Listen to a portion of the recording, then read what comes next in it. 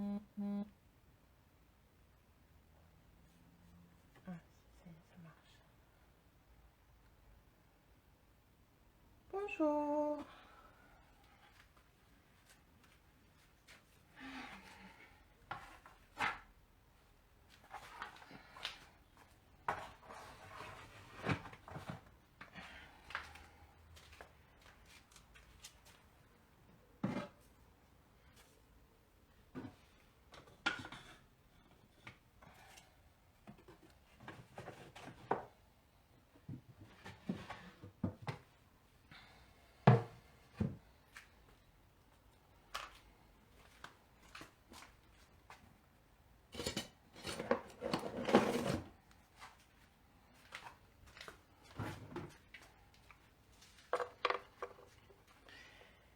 Alors, il faut que je regarde en plein écran pour voir les commentaires. Non, c'est pas comme ça. Si, ça y est, j'ai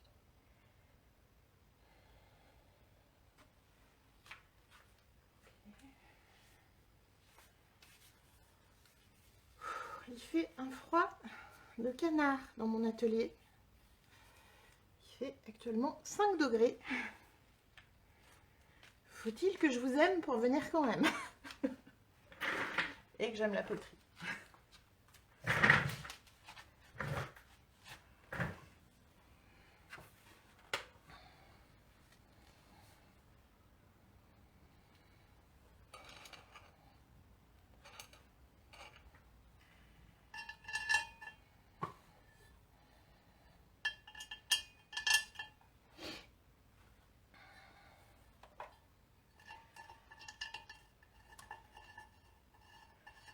Comment ça va?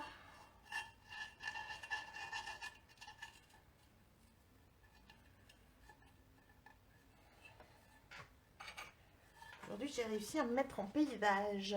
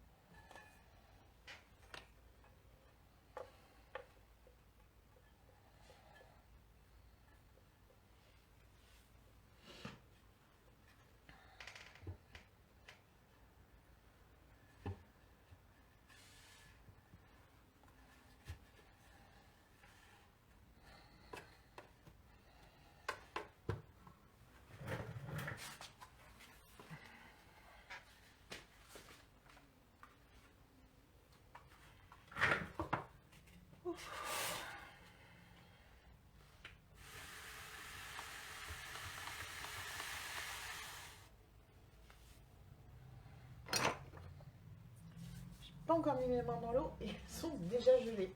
Tout va bien se passer.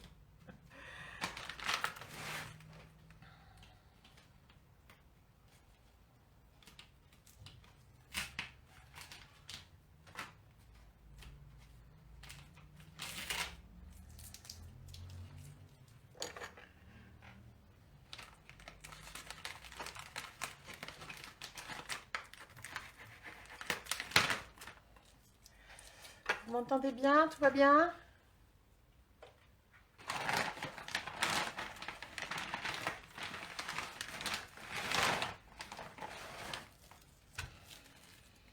Oh, la terre est super dure.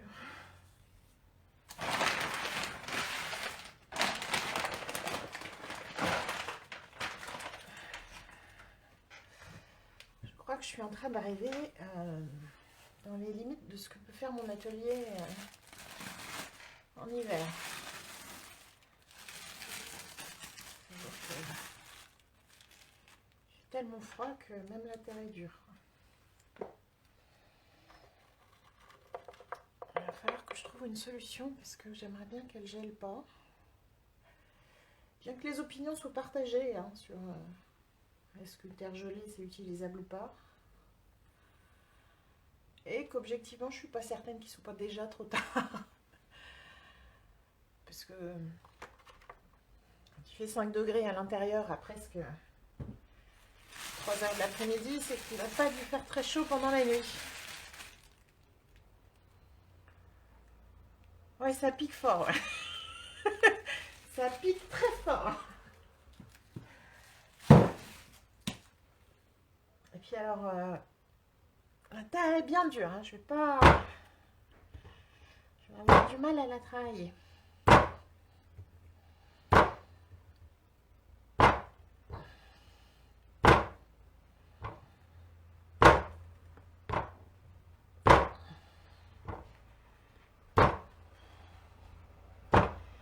C'est drôle parce que cette terre-là, elle est... Enfin, c'est drôle. Cette terre-là, elle est plutôt molle. Je pense que c'est parce que elle est plutôt humide. Parfois, les terres qu'on achète dans le commerce, elles sont un peu dures de base. C'est pas du tout le cas de celle-là. Là, je pense que le froid qu'il fait, ça va pas aider la tendresse de la terre.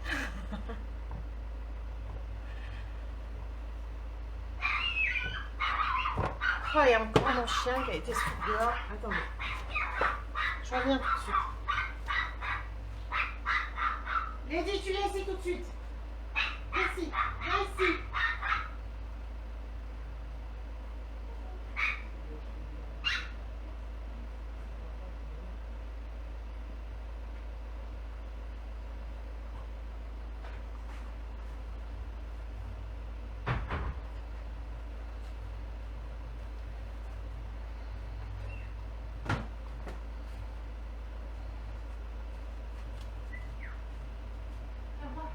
Au revoir, papa.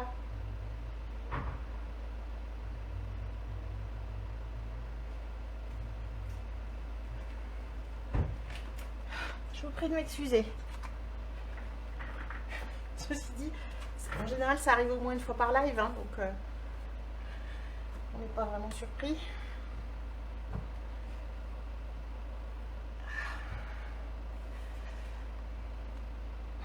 Est-ce que vous voulez que je vous montre la pièce que j'ai faite avec le combo d'émail de chez Maiko que j'ai eu grâce à vous les filles?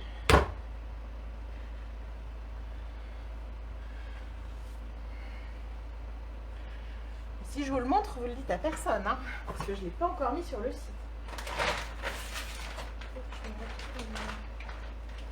Je me prenne le micro, je me... Parce que j'ai laissé l'autre à la maison.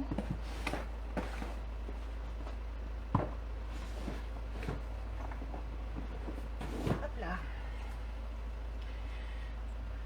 Oui? Allez.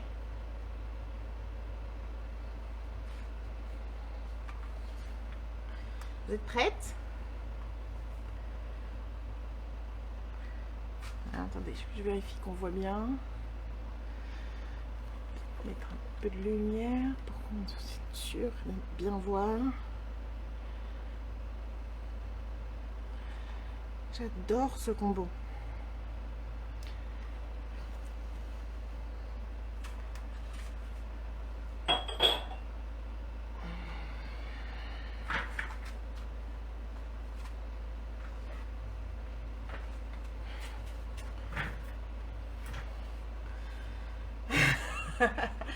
C'est beau, hein?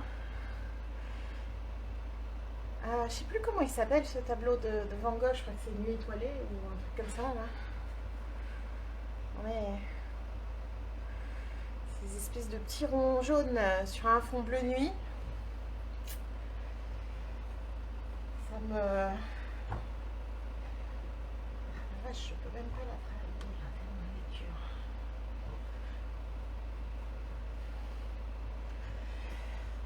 J'adore ça. C'était mon plus grand regret dans le fait de ne pas pouvoir trouver les émaux Maiko. Après, j'en ai pas acheté autant que ce que j'aurais voulu parce que oui, c'est deux stoneware différents. En fait, c'est un stoneware qui tout seul est déjà vachement beau, hein, qui s'appelle Night Moss. Qui est,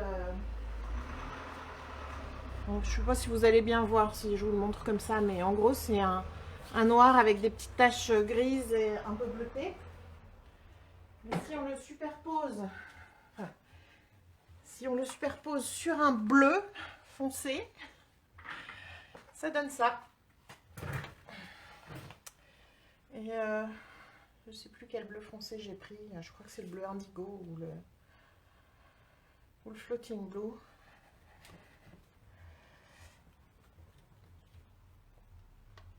Oh la vache. Bon. On va s'y mettre puis on va voir ce qu'on arrive à faire. De toute façon là...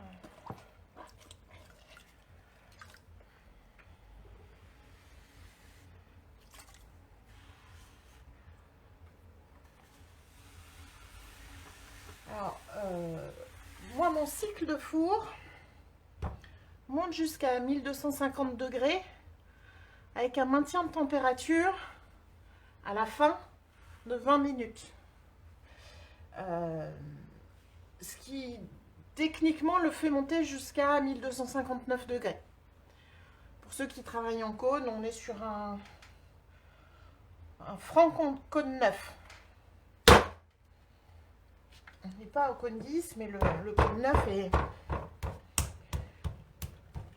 Je vais avoir du mal à la centrer, je vous préviens, parce qu'elle est vraiment très très dure.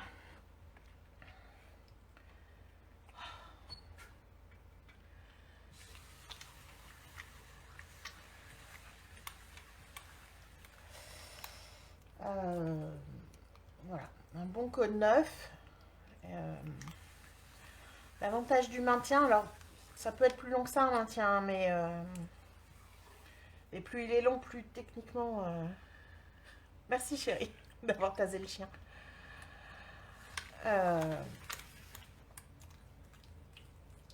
Plus le maintien est long, plus les cristaux se développent quand il y a des cristaux.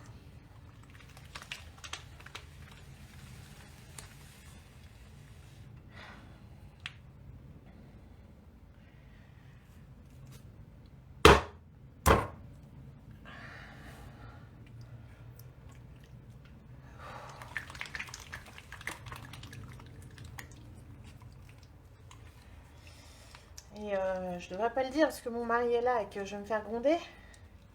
Mais j'ai donc 5 degrés dans l'atelier alors que j'ai déjà allumé le chauffage il y a 2 heures pour essayer de chauffer un petit peu.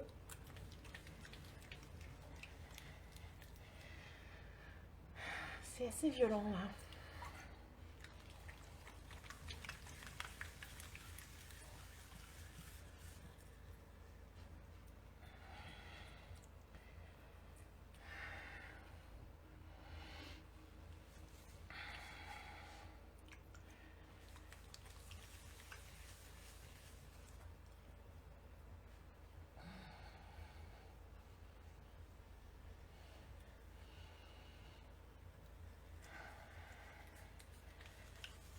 Wow, c'est dur.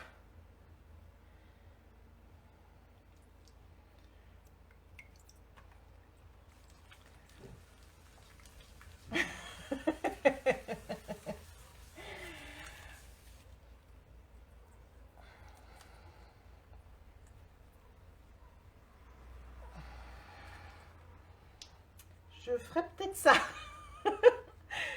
Je ferais peut-être ça. J'y avais pas pensé. Pourtant, ce week-end, là, j'ai commencé à travailler des petites décorations de Noël en porcelaine et je me suis bien rendu compte que mes pains de porcelaine étaient très durs.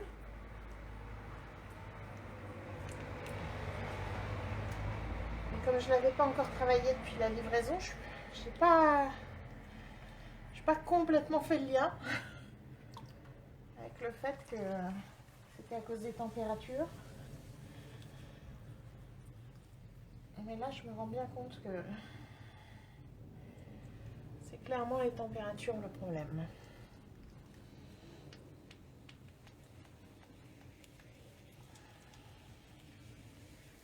Ceci dit, une terre très dure à travailler, enfin, très dure tout court, c'est dur à travailler, c'est dur à centrer et tout ça, mais ça veut juste dire que c'est plus long. Hein.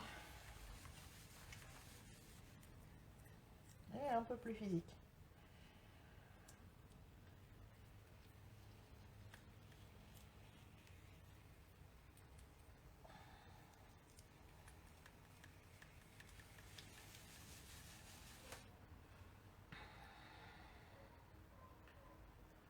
J'ai dû prendre à peu près 2 kg de terre. J'aurais peut-être dû prendre un peu moins, mais je pense qu'il me faut au moins ça pour faire mes tesselles.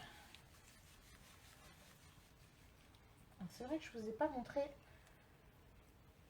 l'objectif final.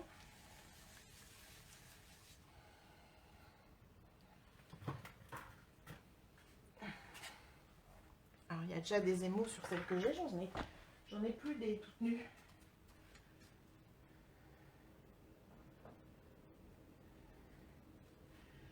Donc l'objectif final, c'est une pièce qui ressemble à ça, qu'on va venir tremper dans l'émaux ou dans le mélange d'émaux, dans l'émail ou dans le mélange d'émaux.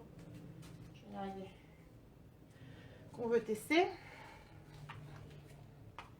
Ce qui permet d'avoir une idée de la compatibilité de l'émail avec la terre, dans le cas des combos, de la compatibilité des émaux entre eux.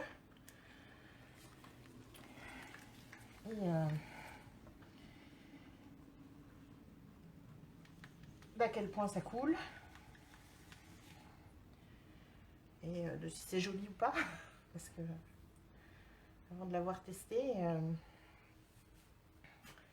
c'est aussi le test ultime de quand on prépare ses émaux, de savoir si on est à la bonne densité ou pas.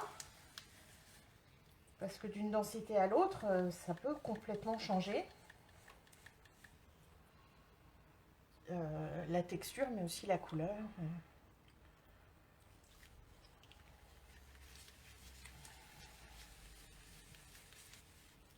Après, la tesselle en soi suffit pas. Il faut toujours tester sur des vraies pièces à un moment ou un autre.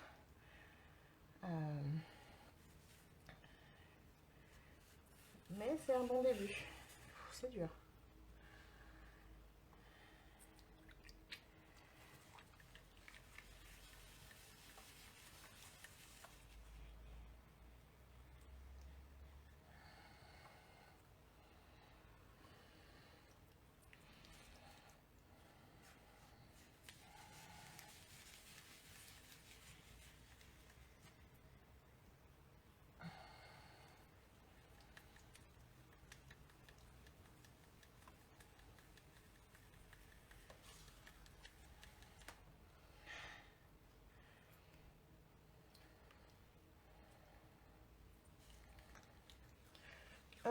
Alors, j'ai pas regardé sur le paquet, parce que celui-là, c'est une espèce de petit vase ou un pot à crayon, donc j'ai pas vraiment regardé.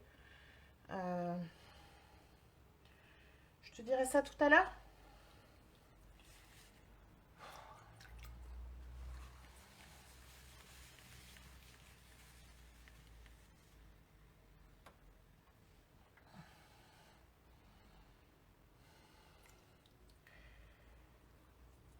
Mais à ma connaissance, oui. De mémoire, oui.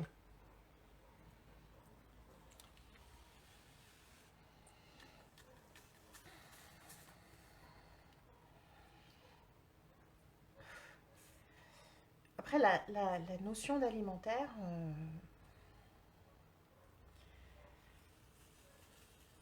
c'est un truc très compliqué.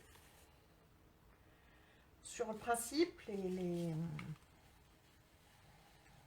fabricants des mots tout faits peuvent vous garantir qu'un truc est alimentaire à partir du moment où eux, ils mettent pas de produits qui sont interdits dans les émaux alimentaires.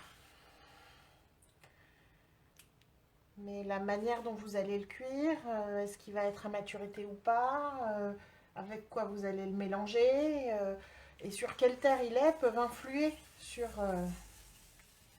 cette notion-là. Donc pour être sûr qu'un produit est alimentaire, dans l'absolu, faut le faire tester dans un laboratoire. C'est pas parfaitement centré, mais comme c'est pour faire des selles, je m'en fiche. La première étape de faire des tesselles, c'est de creuser quand on perce jusqu'à la girelle.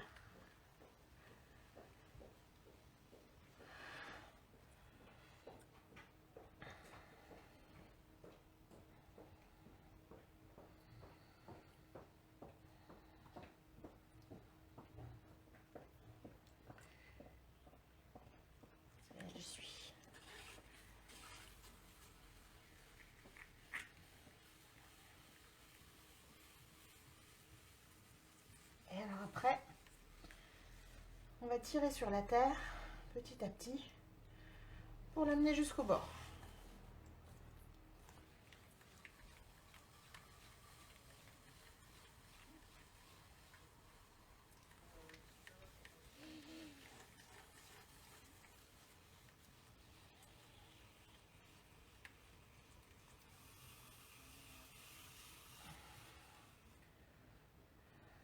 Principale difficulté,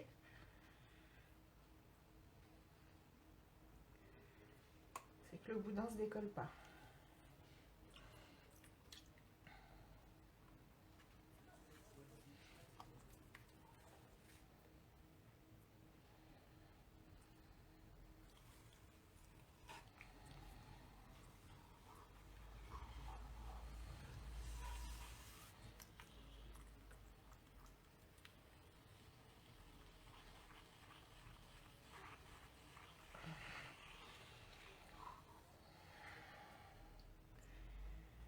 Avec de la terre dure, tout ça, c'est un peu physique quand même.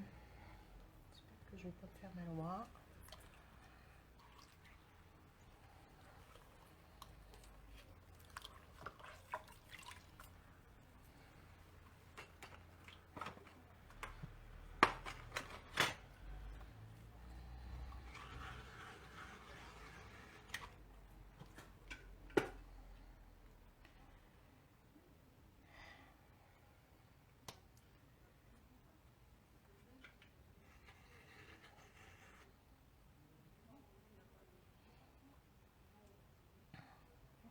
Bien la terre qui est collée au fond parce qu'elle me rentre dans les ongles.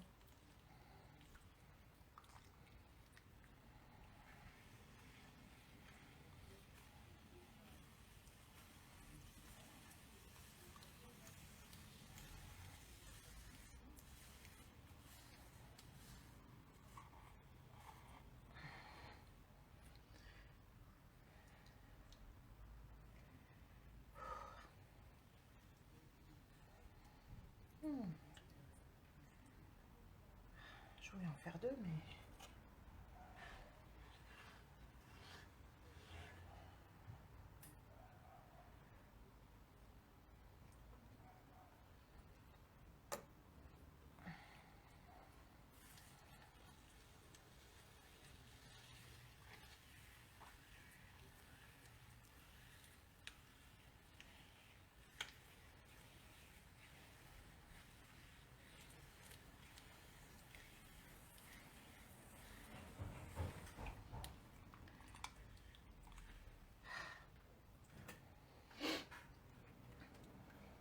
J'ai tiré trop fort.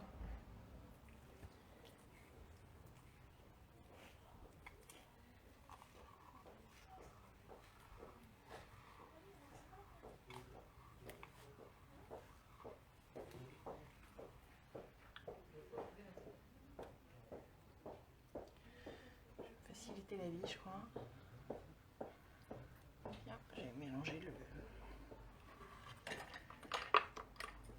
Bon, encore de la terre partout.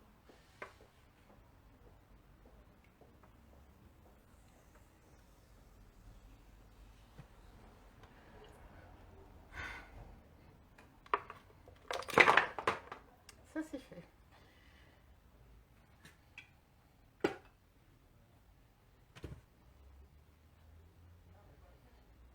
Bon, j'ai enlevé un peu de terre parce que j'en avais beaucoup et j'arrivais pas à la bouger comme il faut. J'espère que je vais m'en sortir mieux avec un peu moins de terre. Je ne sais pas dit parce que je suis vraiment en galère là, tellement elle est dure.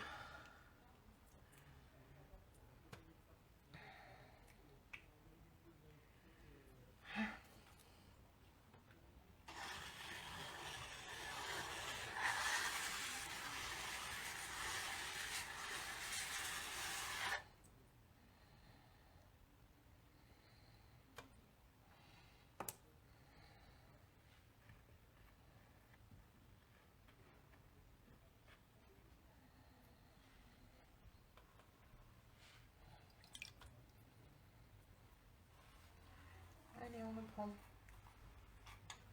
Ah, merde, ça a coupé.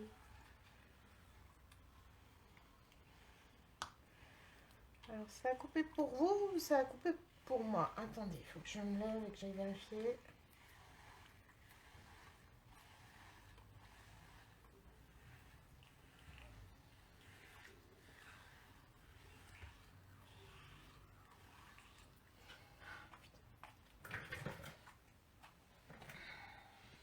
Ça n'a pas l'air de vouloir aujourd'hui, hein.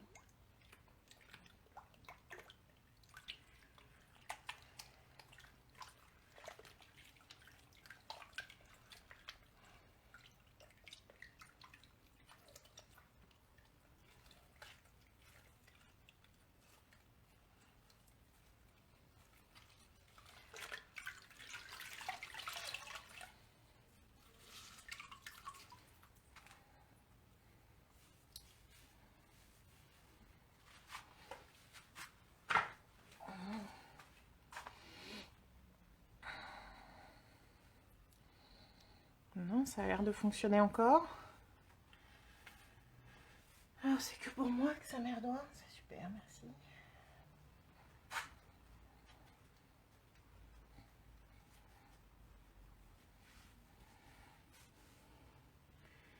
Je suis revenue avec mon donut pas droit du tout. J'ai mis de la terre plein l'ortie, c'est pas cool.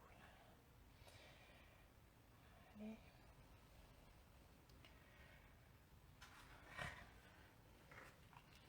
Ah, ça c'était coupé pour moi. Je crois que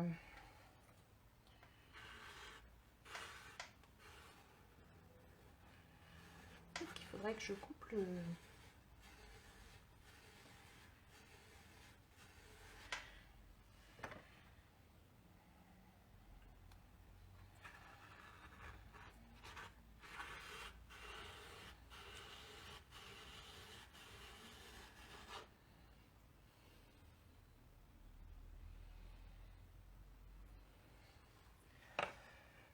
Ouais, je sais pas, de temps en temps ça se coupe chez moi.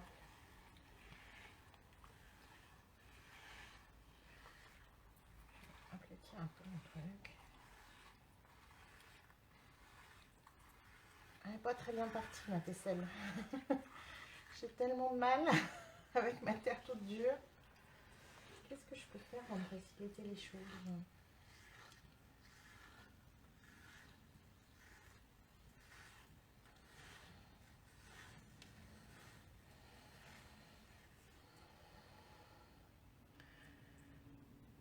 Bonjour Jonathan.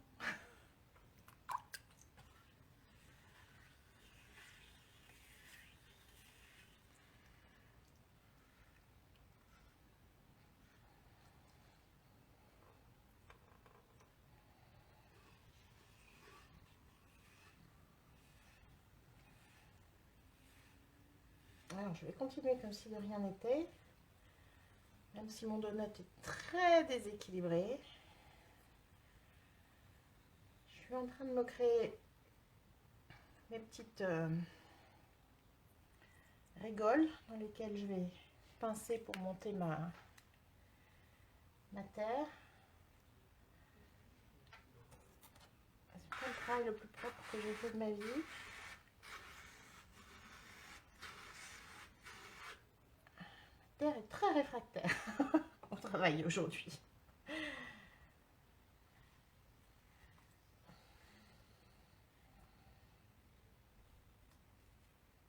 Et après, je vais monter un mur.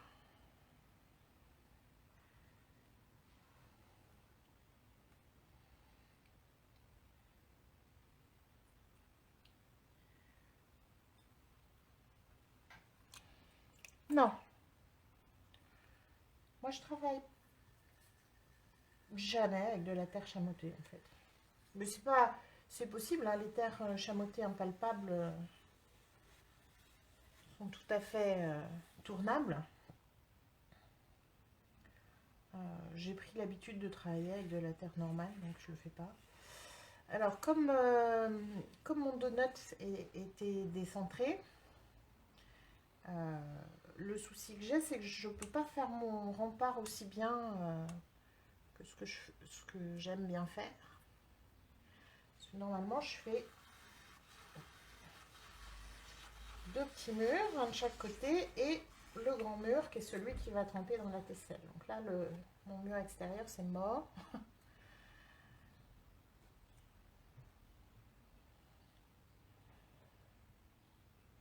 Sur au moins une partie de la tesselle.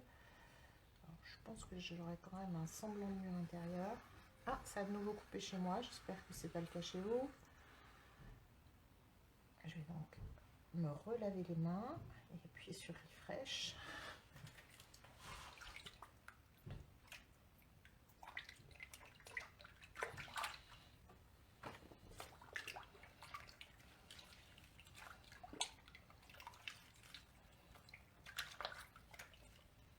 Je sais plus sur quel groupe il y a quelqu'un qui a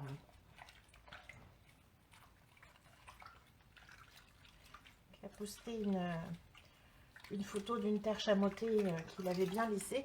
Moi, j'aime pas trop travailler la terre chamottée parce que j'aime bien lisser la terre, hein, mais je trouve que c'est vraiment un travail supplémentaire si on veut pas avoir les petits grains qui ressortent, même sur une chamotte impalpable. Faut effectivement lisser la terre après avoir fini de la tourner et la lisser bien partout. Et bon, je préfère travailler de la terre lisse.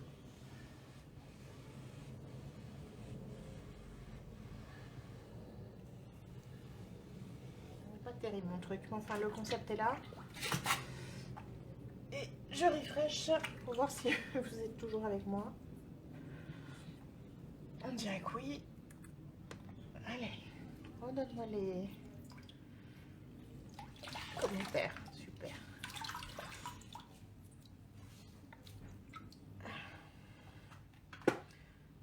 Bon. C'est pas parfait, mais ça va faire le travail. Pardon, je suis dans le chemin.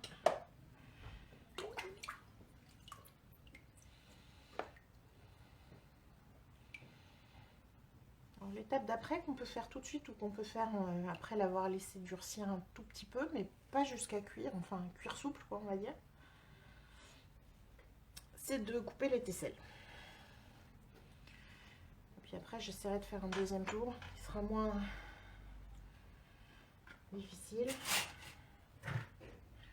qu'à Dieu me plaise.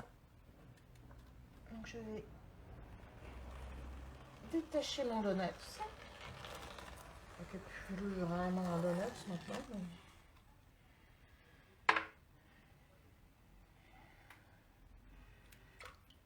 Je vais venir séparer mes tesselles. Je ne sais pas si vous allez voir, parce que mes bras vont être dans le chemin. Alors attendez.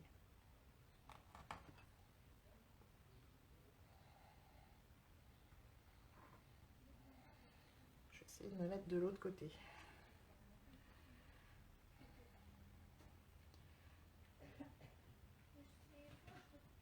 Je viens couper. J'avance un petit peu. Et je remonte. Et je vais faire tout le tour. Et après, je remettrai mes petits murs un peu plus droits si je ne les trouve pas assez droits. Mais dans l'absolu, ils sont là que pour... J'ai un veste qui m'embête. Oui, c'est pour faire les essais des mots. Donc, en principe, je ne le décolle pas aussitôt. Mais ça donne quelque chose comme ça.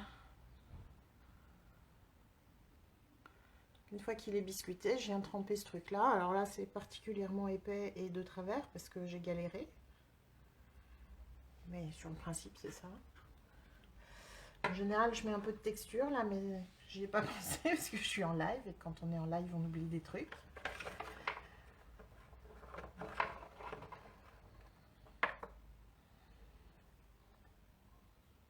Alors, je le fais au fil. Je pourrais aussi bien le faire au couteau. Hein. Ce serait même peut-être plus rapide.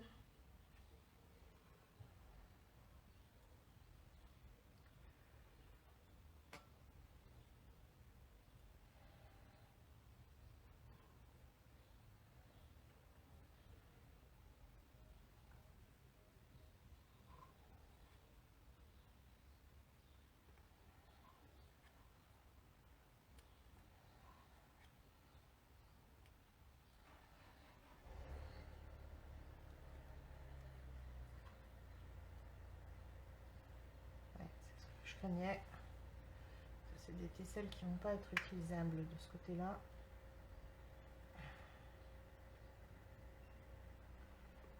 On verra après. De toute façon, tant que c'est pas cuit, c'est recyclable. Alors les petits murets, ils servent à récolter les mailles, évidemment pour quand ils coulent, mais ils servent aussi à rendre la tesselle plus stable parce qu'elle va cuire debout. Il y a 1000 autres techniques pour faire des tesselles.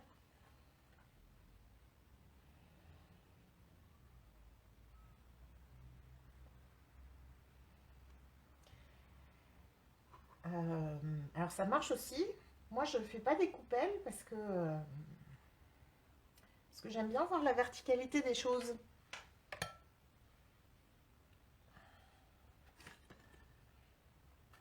Parce qu'en fait, que ce soit des vases, des gobelets ou des bols, il y a quand même beaucoup de verticalité en poterie. Il y a vraiment que les assiettes qui sont horizontales. Et les émaux, ils ne bougent pas pareil à l'horizontale qu'à la verticale. Regardez, on a presque un petit gâteau d'anniversaire.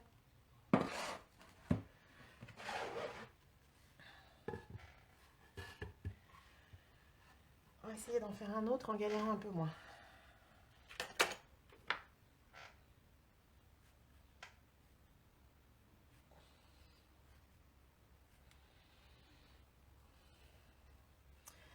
Et l'autre raison, c'est que moi, mes tesselles, je les garde dans l'atelier pour me servir de référence quand je cherche un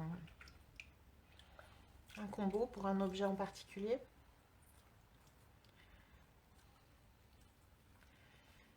Parce que je note tout, mais comme je garde pas tout,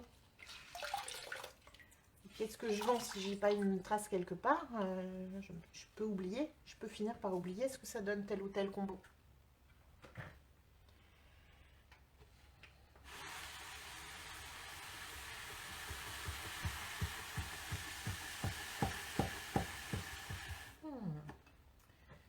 Quelque chose me dit que j'ai pas bien enfoncé mon... C'est mieux.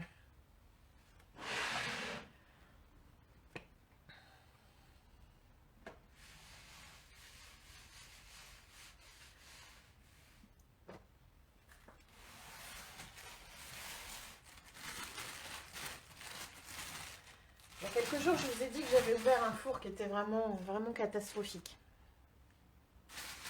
Et ce four, il était catastrophique pour plusieurs raisons. Déjà, les émaux étaient trop épais. Ça, c'est complètement ma faute. Je m'étais contentée du test du doigt. Je vous ai dit dans la vidéo que j'ai fait sur le mélange des émaux qu'il fallait tester et calculer avec la pipette et tout. J'étais trop pressée, je ne l'ai pas fait. Résultat des courses, ils étaient tous au-dessus de 1.5. Ils étaient donc tous, enfin tous, pas tous, mais les trois qui m'ont pas fait les résultats que je voulais étaient tous au-dessus de 1.5. Je les ai corrigés depuis. Mais du coup, ils étaient trop épais et ils m'ont fait des catastrophes sur les pièces.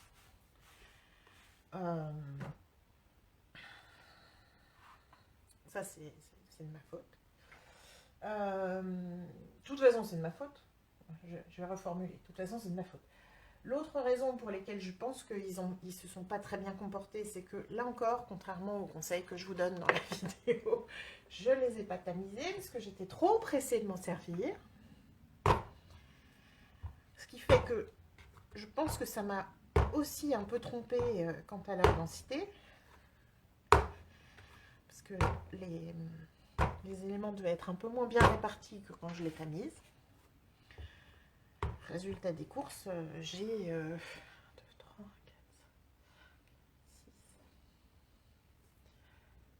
7 pièces, je crois, qui sont bonnes pour le marteau. Même pas utilisables à la maison, parce que les émaux se sont écartés et ont créé des manques. Alors, va la travailler un peu pour l'assouplir parce que là, moi, je peux pas.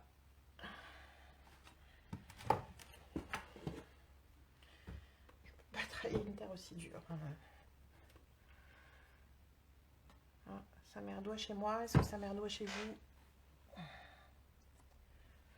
On va faire un petit F5.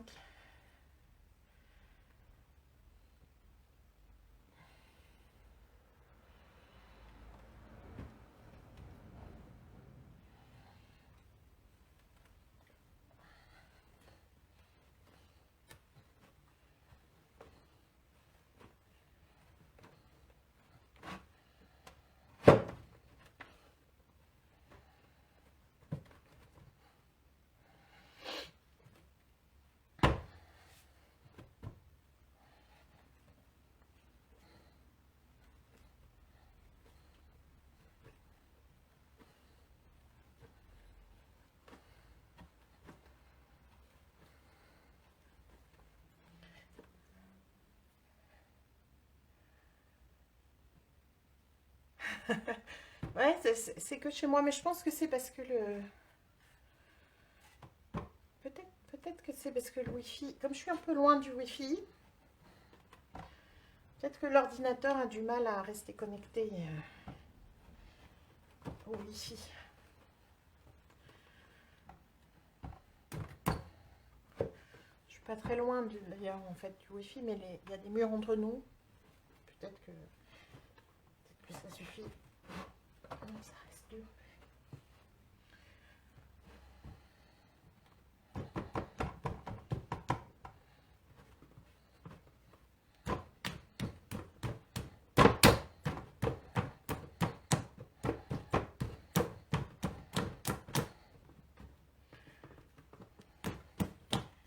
Bon, j'ai pris beaucoup moins de terre, histoire de galérer un peu moins.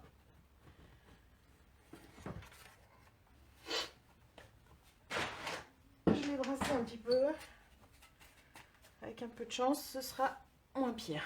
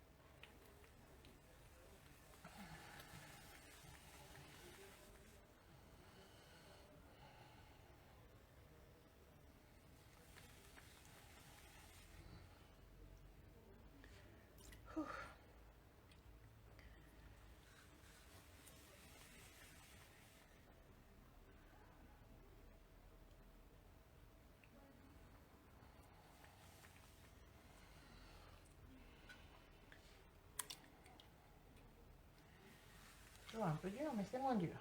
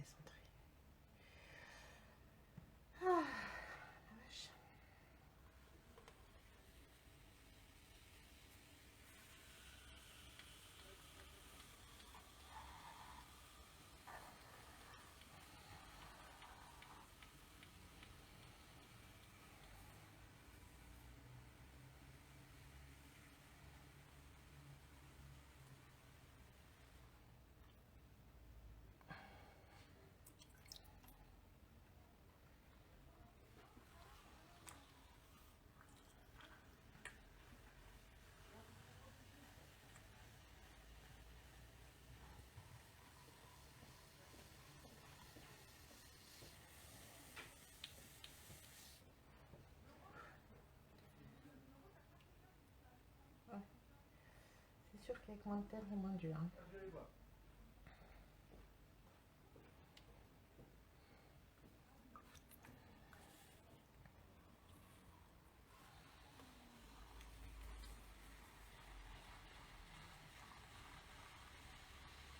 Alors, le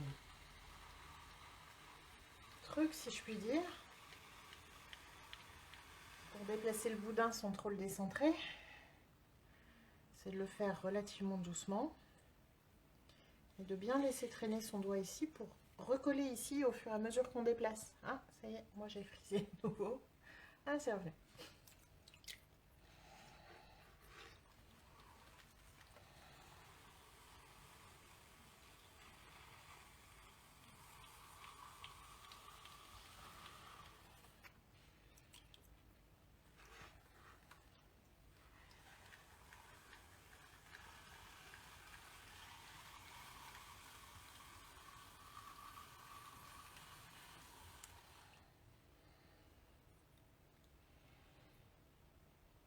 Mais pas, il ne faut pas que ça creuse, là c'est pour ça que j'ai rabattu un petit peu. Parce que si ça creuse trop, ben, vous allez détacher un joli boudin et vous aurez donc un boudin de terre.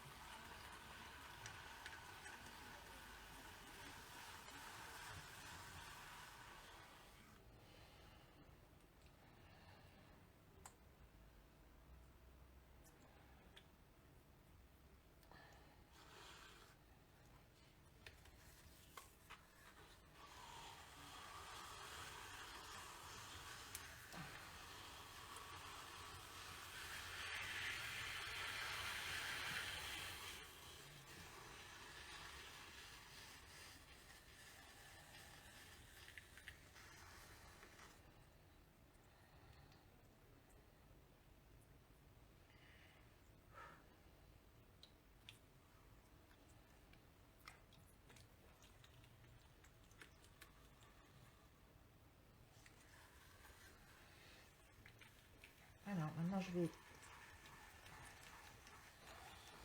descendre un peu mon boudin.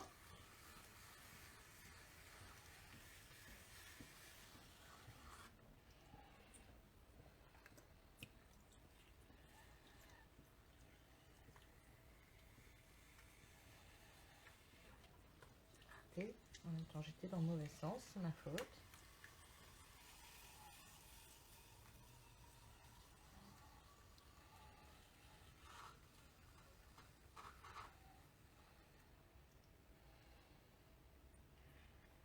Je viens créer, je vais ralentir un peu.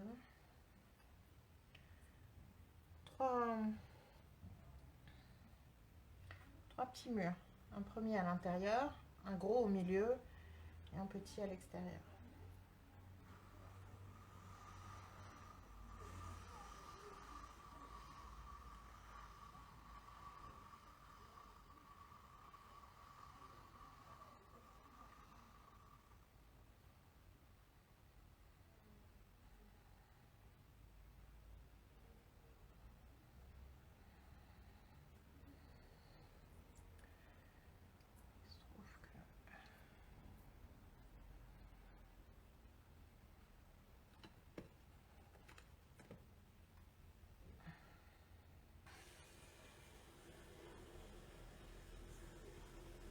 Je suis en train de relever mon mur extérieur qui s'était un peu aplati.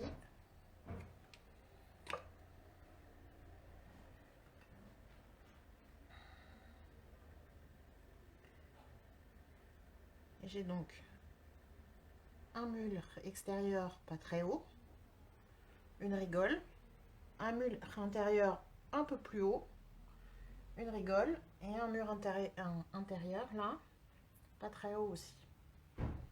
Ça c'est un peu plus conforme à ce que je fais d'habitude. Je vais essayer de monter mon tesselle un poil plus haut.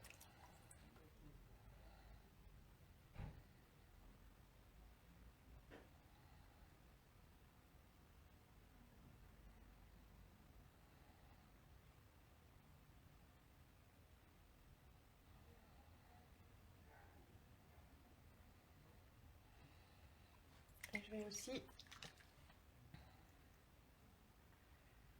rabattre un peu vers l'intérieur.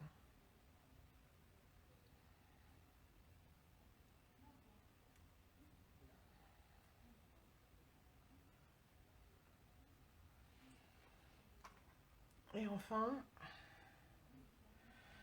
pour la tesselle parfaite, entre guillemets, je viens mettre des petites rigoles dedans.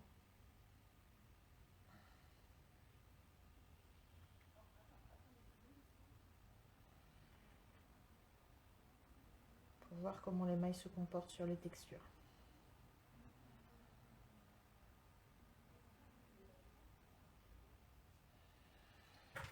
Voilà. Voilà, qui est un peu plus conforme à mes attentes que le truc précédent. Je m'en suis foutue partout, j'ai fait des tonnes de barboutines. Je me lave les mains et je vais les couper en tesselle. Une petite tesselle individuelle.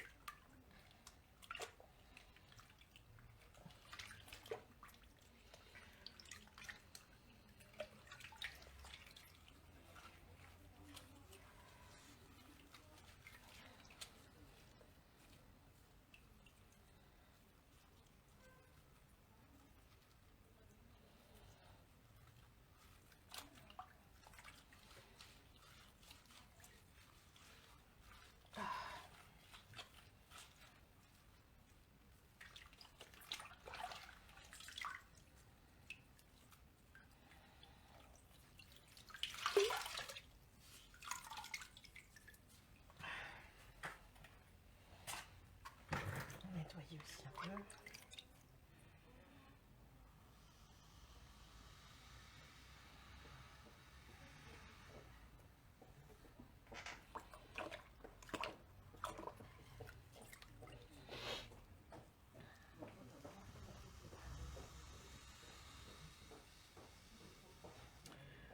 Alors en toute objectivité, je vous ai montré ça vite fait aujourd'hui parce que moi j'avais besoin d'en faire, je n'en avais plus.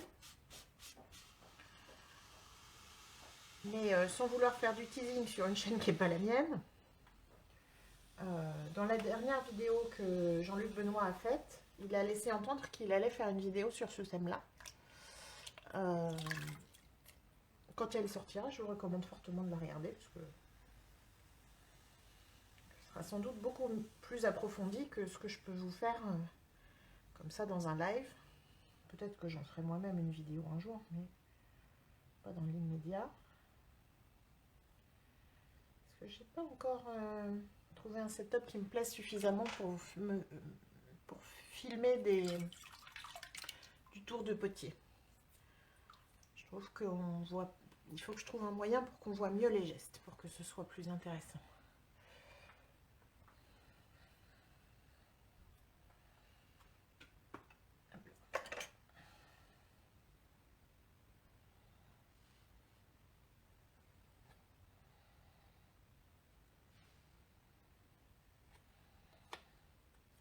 J'ai oublié de passer mon fil. Voilà. Je fais ça après.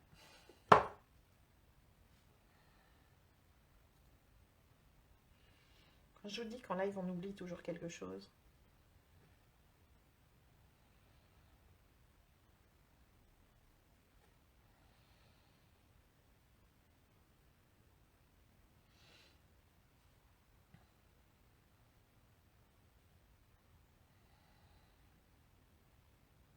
Mais tu as raison Bernadette, parce que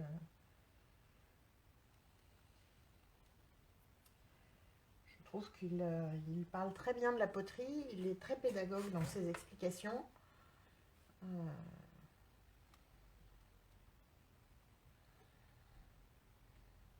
Moi j'ai appris plein de choses grâce à lui.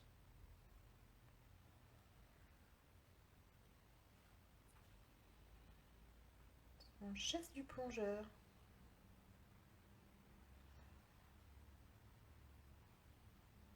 Celui pour percer, tu veux dire?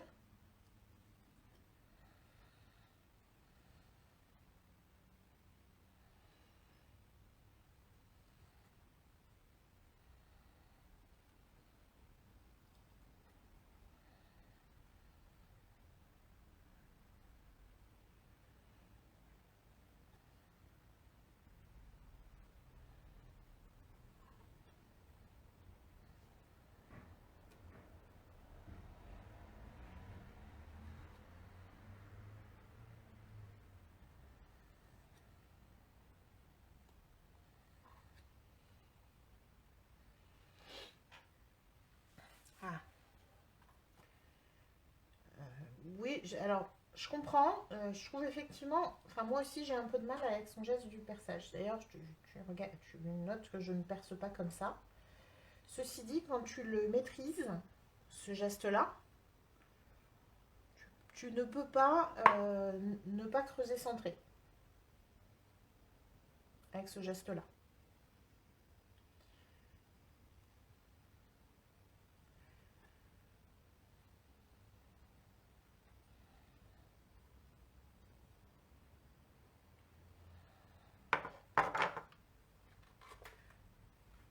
Euh,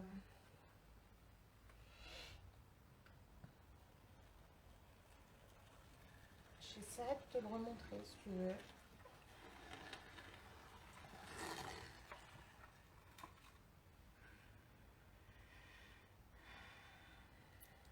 Mais sur le principe, il faut vraiment y aller étape par étape. Il a une méthode et des gestes pour apprendre la poterie qui sont très... comment dire? Ils sont vraiment étape par étape. Donc il faut prendre chaque chose à son moment. Puis, moi je voudrais... Ouh, je me suis fortement cassé l'ongle. Ce qui est important aussi, je vais sans doute m'arrêter là du coup, parce que je me suis cassé l'ongle jusqu'au milieu du doigt. Je vais donc pas continuer à mettre les mains dans de l'eau et de la terre.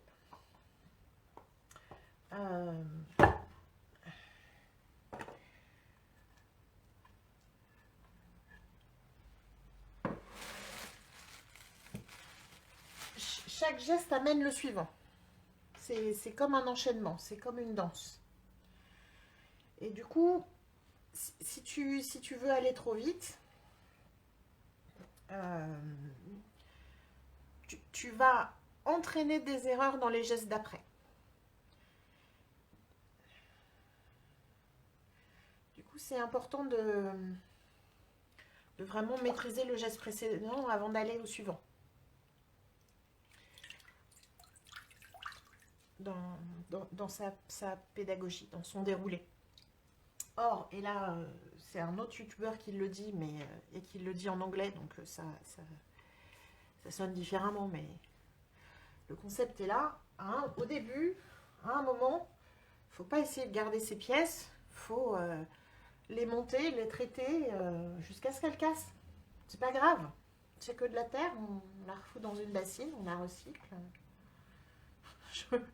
Je vous envoie à la prochaine vidéo que je vais faire, qui va être sur le recyclage. Sans doute juste avant Noël. On la recycle et on recommence. Et s'il faut que tu refasses le geste 50 fois pour le maîtriser, bon, c'est pas grave, tu le refais 50 fois. Il n'est pas aux pièces. Hein. Il est bien son geste. Il est bien pour commencer. Il a des limites quand tu commences. Il a de vraies limites quand tu commences à avoir des grosses quantités de terre. Parce que finalement, avec juste un pouce, tu as moins de puissance que avec plus de doigts ou avec d'autres doigts. A fortiori, si tu es droitier et que du coup, c'est ton pouce gauche et que tu as un peu moins de force dedans pour le maintenir bien droit.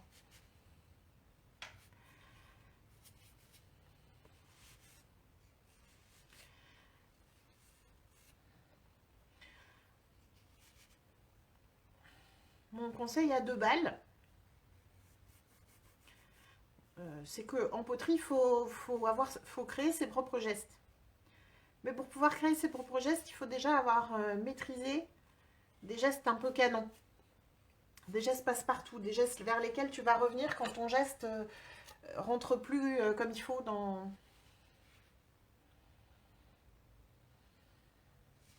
Le problème de creuser avec les 2 pouces, c'est qu'en général, on creuse trop droit. Quand tu creuses, tu ne devrais pas avoir un puits, tu devrais avoir un bol, quelque part. Et c'est le problème de quand on creuse à 2 pouces, c'est qu'en général, on creuse trop souvent en puits.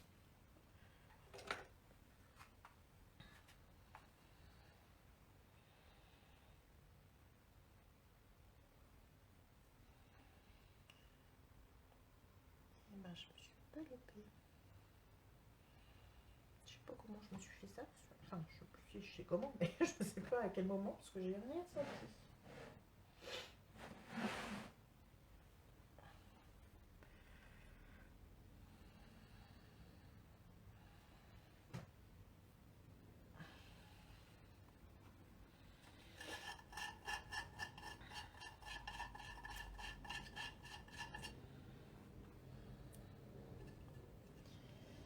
Je voulais faire d'autres choses, mais du coup, on va s'arrêter là pour aujourd'hui. Et je vais aller mettre un pansement à mon doigt. Enfin, je vais nettoyer mon tour et tout, mais je vais devoir finir le live plus tôt que prévu.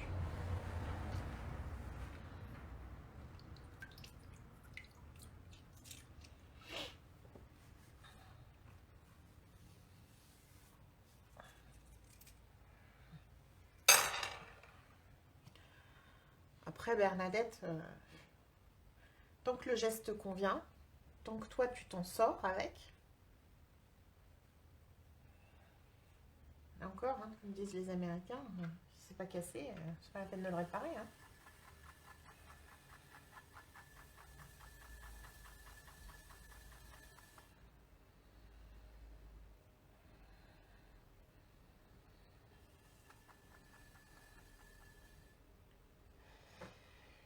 If it ain't broke, don't fix it.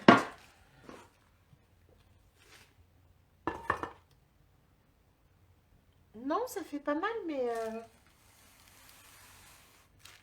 j'ose pas le montrer à la caméra pour les âmes sensibles. Mais mon ongle s'est cassé jusqu'à la moitié de l'ongle. Donc je pense qu'à un moment ou un autre, ça va faire mal. Pour l'instant, ça va. Mais tu sais, c'est quand tu le reprends dans autre chose et que du coup, ça se décolle de ton doigt que tu commences à avoir vraiment mal. Ben, c'est pour ça. Si le geste, il te convient, si ça marche pour toi, ça marche pour toi. Si c'est pas cassé, c'est pas la peine de le réparer.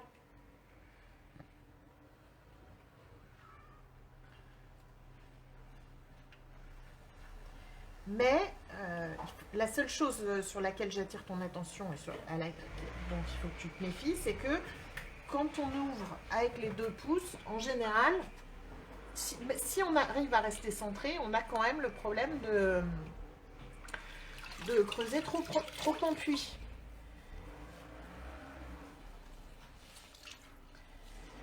Et du coup, quand on creuse trop en puits, on a plus de chances de se décentrer au moment de l'ouverture. Moi, c'est le nouveau planté, mais bon, à partir du principe que ça n'est pas pour vous.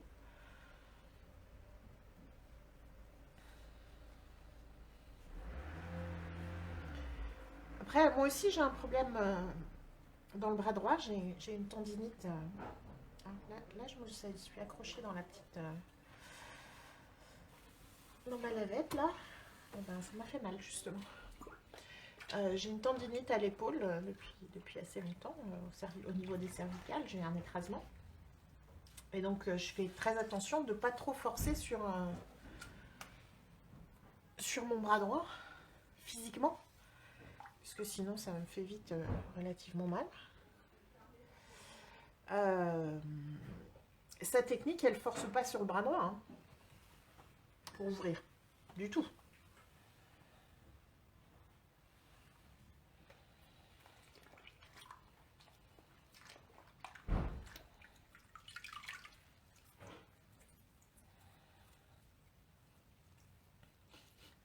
En plus, je peux pas vous montrer mon bobo parce que je me le suis fait au majeur droit.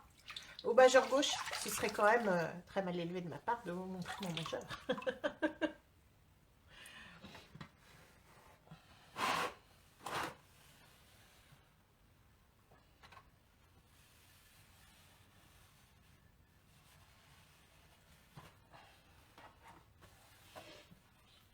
Mais après, je te jette pas la pierre, hein, je me sers pas de son geste non plus la plupart du temps.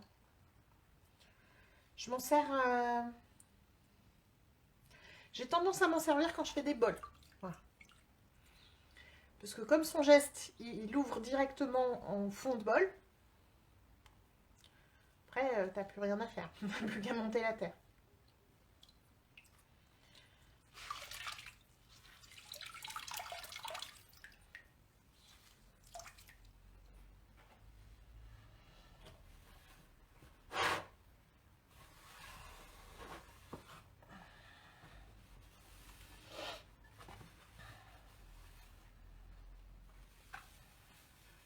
Décidément, aujourd'hui, le réseau veut pas. Hein. Je suis de nouveau plantée.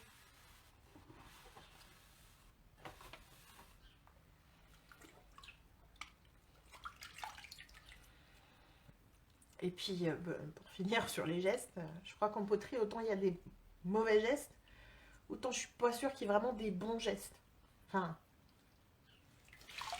il n'y a pas des gestes, il n'y a pas de gestes indispensables. Si tu arrives à faire ce qu'il faut, enfin, si tu arrives avec les gestes que tu as à faire ce qu'il faut, ma foi, c'est tes gestes à toi. Hein. Les Italiens, les Américains et les Français et les Japonais, ils ont des techniques qui sont très très différentes les unes des autres. Et sans doute, c'est sans doute vrai pour plein d'autres pays dont je me figure moins les techniques. Hein. Je veux dire, les Américains, enfin, nous en France, on monte comme ça, à la pince comme ça et à la cuillère. Moi, je monte comme ça. C'est comme ça que j'ai appris. C'est d'ailleurs ce que montre Jean-Luc. Les Américains, ils montent avec leurs doigts sur le côté, comme ça. D'ailleurs, c'est pareil. En France, on monte avec un doigt au-dessus de l'autre, par rapport à la paroi. Comme ça. Mais en fait, les Américains, eux, ils montent comme ça. Hein, ils sont face à face. Ça marche aussi.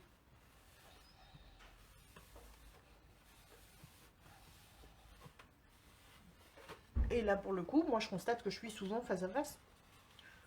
Et j'arrive à monter mes pièces, donc... Encore une fois, hein, si c'est pas cassé, c'est pas la peine de le réparer.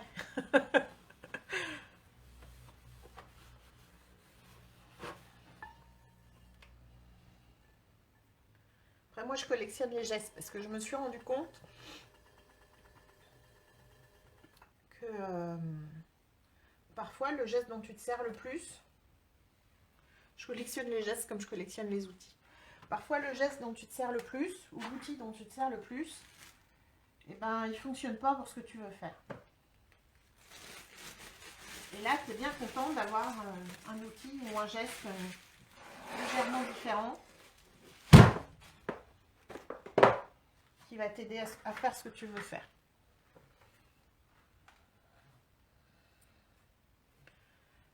Bon, je sais pas trop quoi faire. Je vous donne un petit aperçu des décos de Noël que j'ai commencé.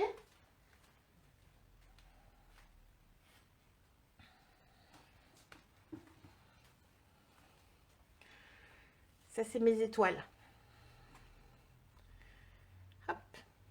Elles sont en porcelaine. Je vais les cuire. Je vais peut-être en émailler certaines, mais sans doute pas toutes.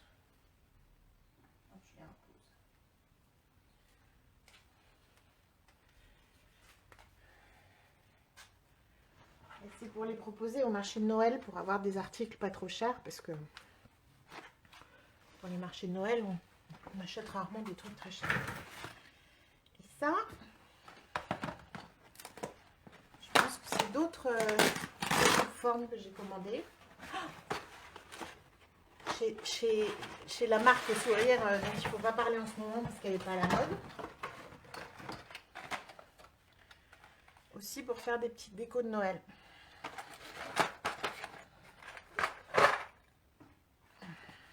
Pour le marché, puis peut-être pour notre sapin à nous, si mon mari il est d'accord.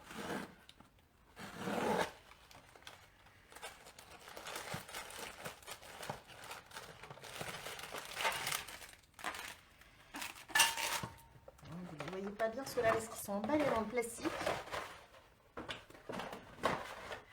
Mais je suis très excitée parce que ça, c'est des petites... C'est des décos sur le thème de l'automne. Donc, il y a un renard, il y a un écureuil et il y a un petit hérisson. Et moi, j'adore les hérissons. Et en plus, en ce moment, on en a un à la maison qu'on a recueilli, un petit bébé hérisson. Donc, je suis très contente d'avoir de quoi faire des petites décos sur ces thèmes-là.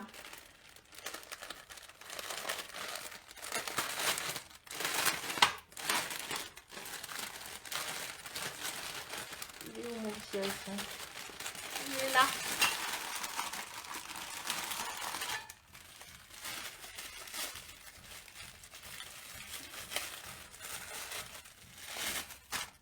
Ça va faire une déco de Noël trop mignonne, ça.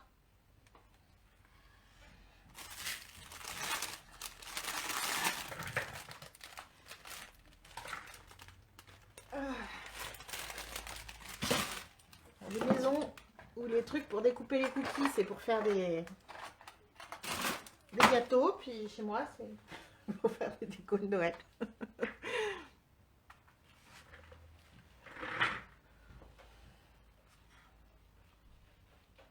Bon. J'ai fini mon nettoyage et j'ai déballé le petit colis qu'on fait aboyer le chien. Je vais vous laisser et aller soigner mon doigt.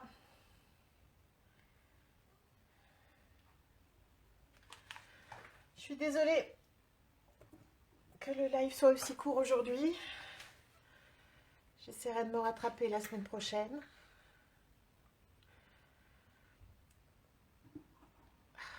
Et évidemment, sur le final, ça coupe. Ce qui fait que je ne peux même pas voir si vous me dites au revoir.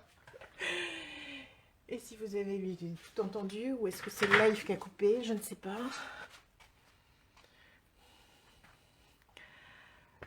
Bonne fin de week-end et à bientôt.